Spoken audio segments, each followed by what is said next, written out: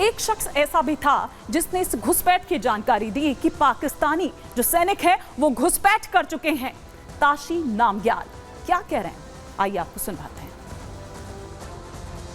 ताशी जी, आपने क्या देखा था 1999 में जिसके बाद सेना को जानकारी दी थी? जी, तो मेरा यह गुम हुआ था मैडम जी, तो यह को ढूंढने किया था। यह तो मेरे पास बिनोकुलर था, तो हमारे गांव का नाला एक बड़ा वहाँ गया तो हम एक बरारू बोलते हैं नाम बकरी रखने का, वहाँ देखा तो कोई ऊपर बर्फ ज़्यादा था टॉप में, तो नीचे हरियाली घास निकला हुआ था, तो वहाँ रास्ता के जो बर्फ़ के बीच में रास्ता जैसा नज़र आया तो मैंने वहाँ से देखते देखते कि बंजू टॉप में हमारा पहले दादा दादियों ने दिव्य दीप्तों को मनता था वहीं, तो वहाँ 6 बंदे नज़र आए मेरे को। तो ये लोग बिल्कुल हरकत कर रहा था, पत्थर ढूंढ रहा था, बर्फ़ हट रहा था। तो फिर मैं हैरान हो गया, तो वहाँ 5-10 मिनट तक मैंने देखते हुए फिर वापस आ गया। तो हमारे 3 पंजाब यूनिट था जो हाथ, तो मैंने 3 पंजाब को रिपोर्ट दे दिया, सर मैं इस तरह यक ढूंढने के लिए था, वहाँ कोई आदमी नज़र आया, छानबीन करना आपका फ़र्ज़, मैं रिपोर्ट देने के लिए आया हूँ, आगे करना आपका फ़र्ज़, बल्कि मैंने ऐसा करके रिपोर्ट दे दिया मैडम जी। तो मैंने रिपोर्ट देने के बाद 8 दिन में लड़ाई शुरू हो गया। और आइए अब आगे बढ़ते हैं अपने नेक्स्ट सेगमेंट की तरफ और बात करते हैं मैदान तू पहाड़ पानी की दहाड़।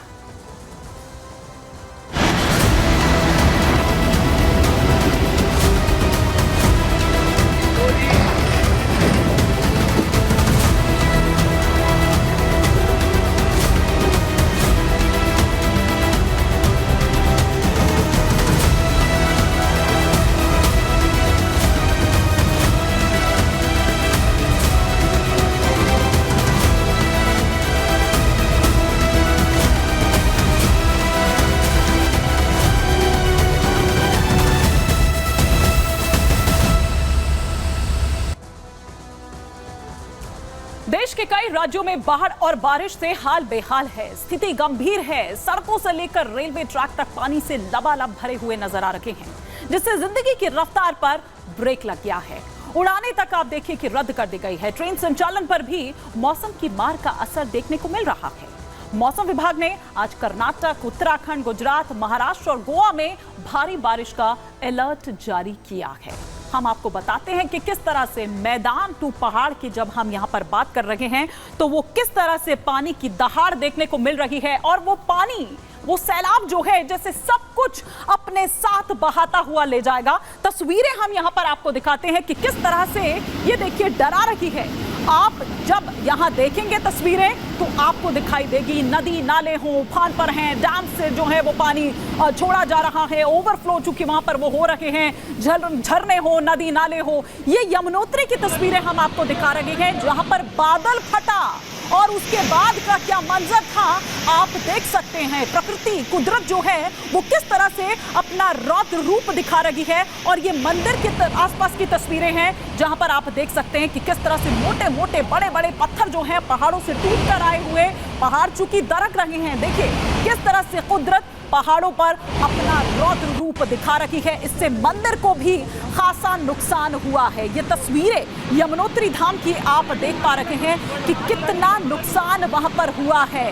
बादल फटने के बाद का मंजर किस तरह से होता है ये आपको इन तस्वीरों के जरिए हम आपको दिखा रहे हैं। जगह जगह आप देखिए उसकी बर्बादी की कहानी को कहता हुआ ये जो तस्वीरें हैं वो बता रही हैं। और देखिए कि किस तरह से पहाड़ों का जो मलबा है वो नीचे नदी में आ चुका है, और नदी में जो पानी का बहाव है वो कितनी तेज पानी की ये दहाड़ है और वो दौड़ता चला जा रहा है। आसपास के जो भी इलाके हैं एहतियातन उनको खाली करा दिया गया है। ये रुद्रप्रयाग की तस्वीरें हम आपको दिखा रहे हैं। यहाँ पर भी आप देखेंगे कि इसी तरह की जो तस्वीरें हैं वो सामने निकल कर आ रही है।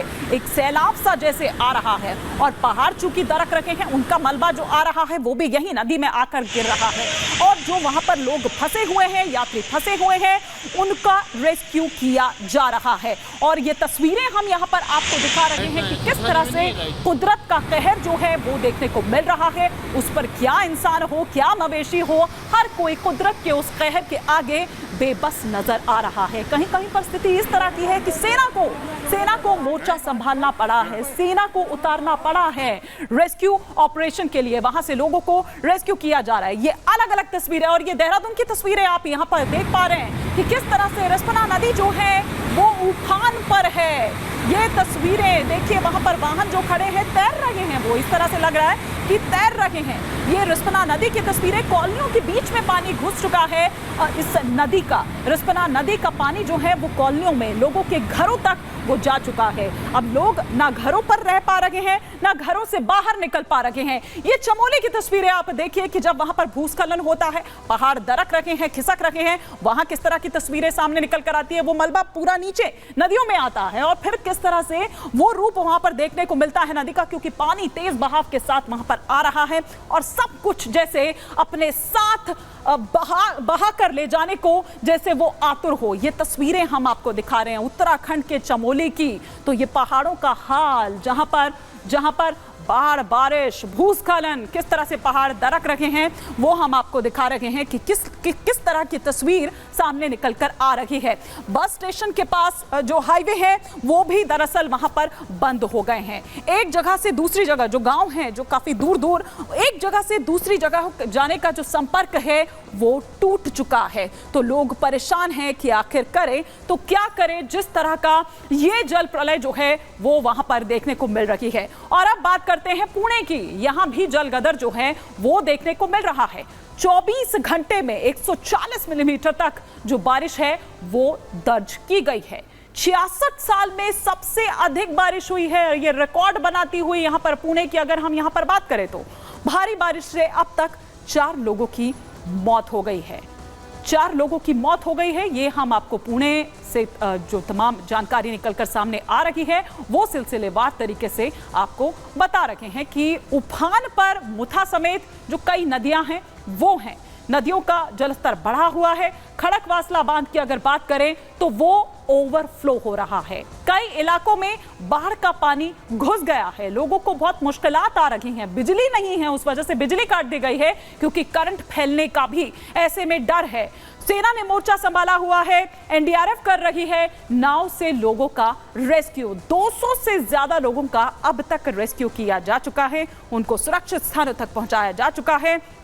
निचले इलाके जो हैं वो खाली करवाए जा चुके हैं, लेकिन अब भी कई लोग ऐसे हैं जो मदद की इंतजार में बैठे हुए हैं। मोरिया गोसावी मंदिर की अगर बात करें तो वो पूरी तरह से जलमग्न हो चुका है। ओंकारेश्वर मंदिर की अगर बात करें तो वो भी पूरी तरह से पानी में डूब चुका है। लवासा की बात करूं तो यहां पर भूस्खलन के बाद कई लोग फंसे हुए हैं। तो ये हम आपको तस्वीर दिखा रहे थे पुणे में जिस तरह से जलगदर देखने को मिल रहा था।